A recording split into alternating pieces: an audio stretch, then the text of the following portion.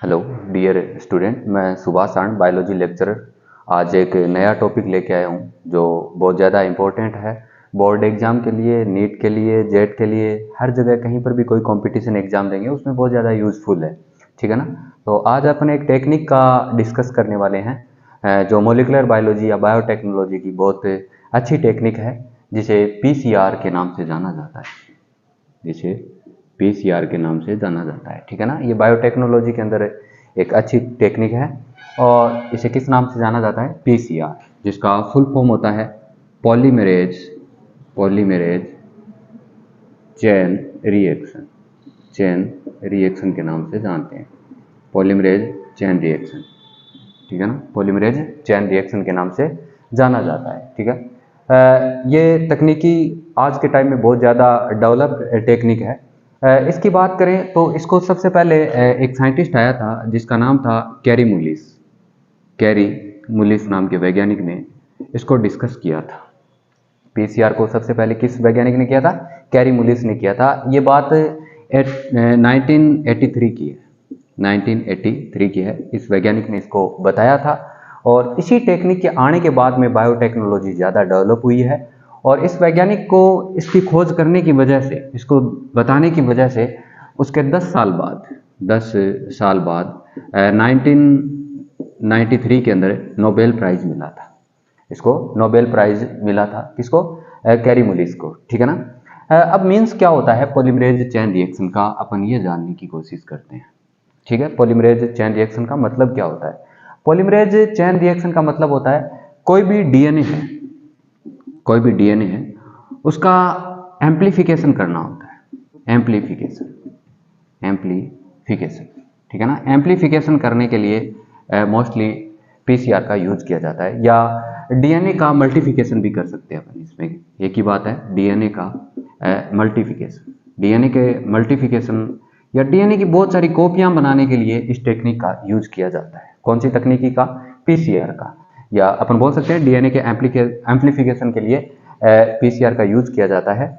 और ये जो तकनीकी होती है इसमें एक डीएनए मॉलिक्यूल से लाखों में, अरबों में अपन कॉपी बना सकते हैं। एक डीएनए का अगर मॉलिक्यूल है उसे उसकी संख्या बढ़ा सकते हैं। ठीक है ना।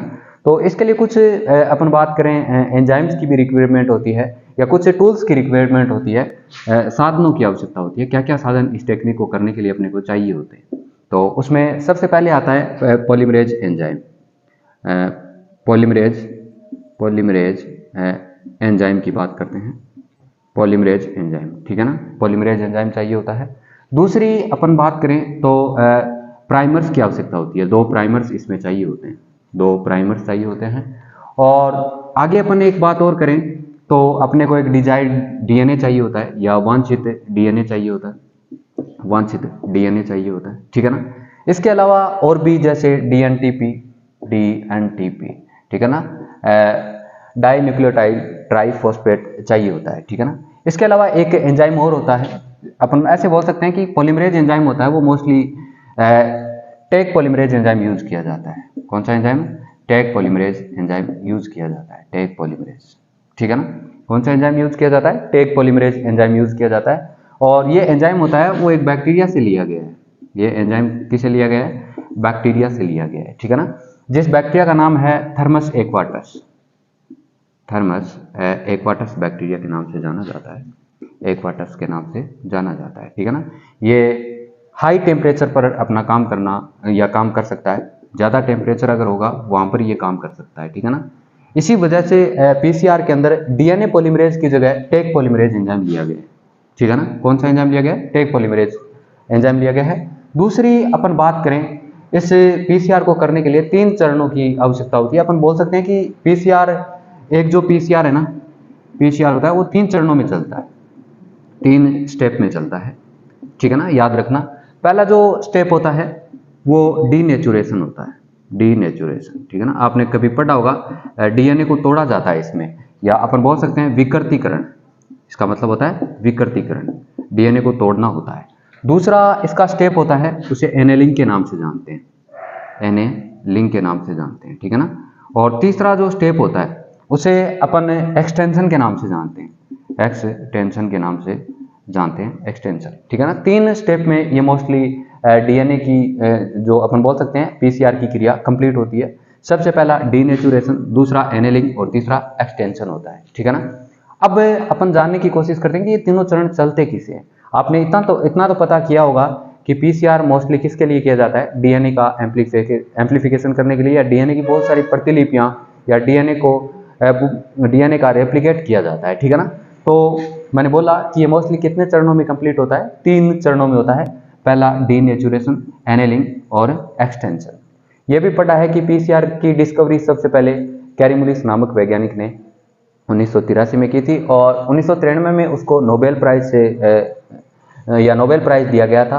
तो इसके लिए कुछ साधनों की बात की। साधन के अंदर कौन कौन सा होता है, पॉलीमरेज एंजाइम होता है, 2 प्राइमर की आवश्यकता होती है। प्राइमर मोस्टली आप जानते होंगे, आपने देखा सुना भी होगा कि प्राइमर ऐसे बोल सकते हैं 8 से 10 या 10-12 न्यूक्लियोटाइड का एक क्रम होता है, ठीक है ना, जो डीएनए के जस्ट अपोजिट क्षार युग्म होते हैं, ठीक है। अब अपन बात करते हैं कि इस क्रिया के अंदर 3 चरण चलते कैसे हैं, ठीक है। पीसीआर के तीनों जो चरण है, इसको स्क्रीनशॉट ले लीजिएगा, यहाँ से बहुत अच्छे अच्छे क्वेश्चन बनते हैं। चलो अब अपन डिस्कस करते हैं पीसीआर के जो स्टेप होते हैं वो कैसे कैसे चलते हैं। पीसीआर के स्टेप का डिस्कस करेंगे, ये कितने स्टेप में चलता है, किस तरह से चलता है।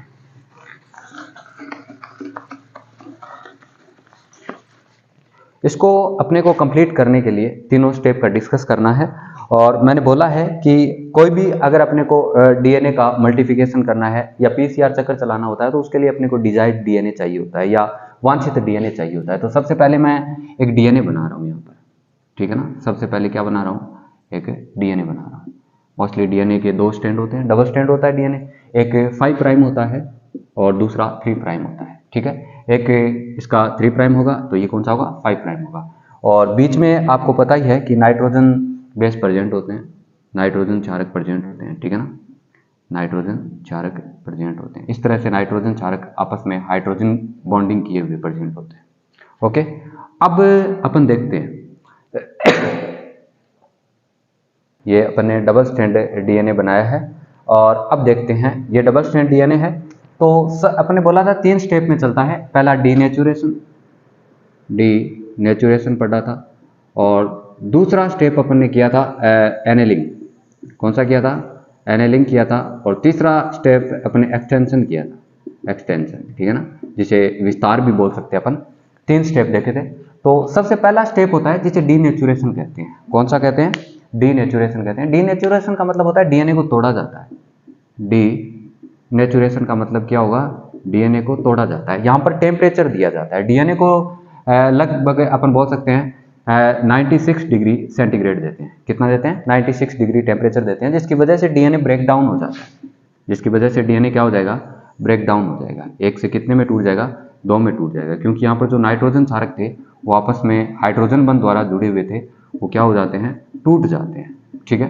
तो अपन ने बनाया है कि ये एक 5 प्राइम है और दूसरा कौन सा है, 3 प्राइम है। इधर कौन सा है, 3 प्राइम है, तो यहाँ पर 5 प्राइम है, ठीक है।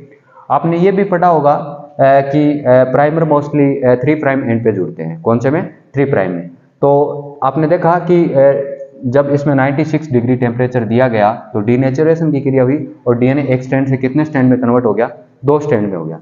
अब अपना सेकंड स्टेप स्टार्ट हो जाता है, जिसे एनेलिंग बोलते हैं, जिसे एनेलिंग के नाम से जाना जाता है, ठीक है ना। एनेलिंग के नाम से जाना जाता है। और इसमें क्या होता है, मोस्टली अपन ने जो देखा था कि आवश्यक कोई टूल्स होती है, उसमें अपन ने लिखा था कि प्राइमर अपने को चाहिए होता है। क्या चाहिए होता है, ये 5 प्राइम है मान लो, और ये कौन सा है, 3 प्राइम है, और ये 3 प्राइम है, तो ये कौन सा है, 5 प्राइम है, ओके।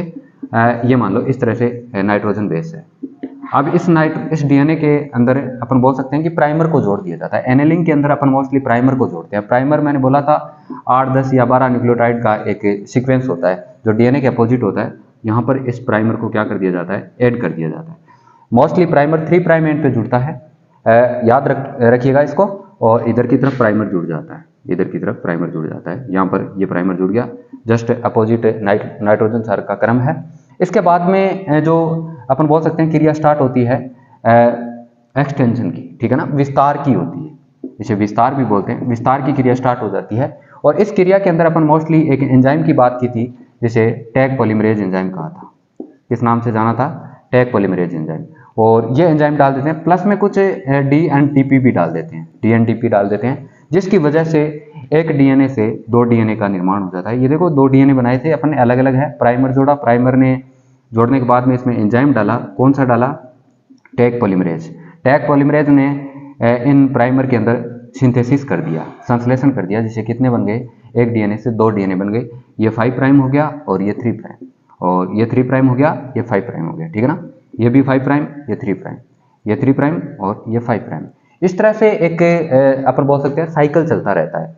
और साइकिल चलने के दौरान अगर इसके 30 साइकिल चला दिए जाते हैं, कितने साइकिल चला दिए जाते हैं? ऐसा तो एक ही साइकिल चला है, 1 से 2 बने, ऐसे अगर 30 साइकिल चला दिए जाते हैं तो अपन बोल सकते हैं इसकी मिलियंस कॉपी बन सकती है। कितनी बन सकती है?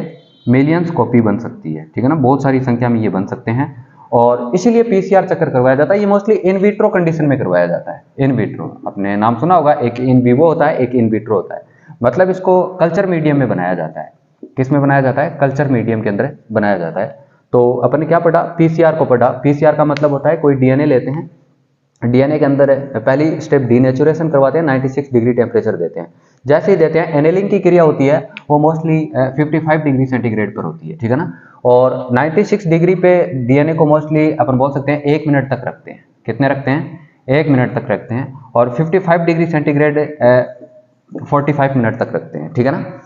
ये भी याद रखना। और फिर जो विस्तार एक्सटेंशन की जो क्रिया होती है उसमें DNA को टेम्परेचर 72 डिग्री सेंटीग्रेड दिया जाता है। कितना दिया जाता है? 72 डिग्री। और ये मोस्टली 2 मिनट तक रखा जाता है। कितना तक रखा जाता है? 2 मिनट तक। इस टेम्परेचर की वजह से इसे थर्मोसाइक्लर के नाम से भी जाना जाता है। थर्मोसाइक्लर रिएक्शन के नाम से जाना जाता है PCR को। कैसे? क्योंकि इसमें टेम्परेचर को अपन कम या ज्यादा कर सकते हैं, टेम्परेचर को कम या। तो अपन ने देखा कि अपन बोलते हैं कि विस्तार की जो क्रिया थी, एक्सटेंशन की जो क्रिया थी, वो कितने डिग्री टेम्परेचर पर होती है? 72 डिग्री सेंटीग्रेड टेम्परेचर पर होती है और 2 मिनट के लिए। ये क्वेश्चन बहुत बार पूछे जाते हैं कि डीनेचुरेशन की क्रिया कितने टेम्परेचर पर होती है और कितने मिनट तक चलती है, और अपन एनेलिंग की क्रिया कितने टाइम करवाते हैं, कितने टेम्परेचर पर करवाते हैं, और विस्तार की एक्सटेंशन की क्रिया कितने टाइम करवाते हैं। तो ये मोस्टली पूछा जाता है। अपने को करना क्या था? PCR के अंदर एक DNA होता है, उसकी बहुत सारी कॉपी थी। DNA को पहले तोड़ा, तोड़ने के बाद में उसमें सिंथेसिस किया, उसमें एनेलिंग की, एनेलिंग करने के बाद में उसका विस्तार कर दिया गया था। तो इस तरह से अपने PCR को पढ़ा।